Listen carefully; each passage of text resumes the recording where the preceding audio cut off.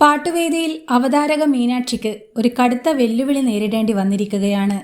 മീനൂട്ടി ഞെട്ടിവിറച്ചുപോയ ഒരു നിമിഷത്തിനാണ് പാട്ടുവേദി ഇന്ന് സാക്ഷ്യം വഹിക്കുന്നത്. ജൂനിയർ വിഭാഗത്തിലെ കുട്ടിപ്പാട്ട് താരമാണ് മീനാക്ഷിക്ക് നേരെ കടുത്ത വെല്ലുവിളി ഉയർത്തിയത്.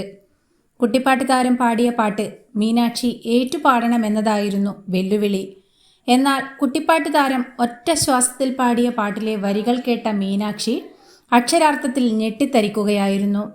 വടകര വളവിൽ 60 തെങ്ങുണ്ട് എന്ന് തുടങ്ങുന്ന പാട്ടിലെ വരികൾ കേട്ട മീനാക്ഷി ഗോൾഡൻ സ്റ്റാർ കൊടുത്തേക്ക് എന്ന രസകരമായ മറുപടി നൽകിയാണ് വെല്ലുവിളിയിൽ നിന്നും രക്ഷ നേടിയത്.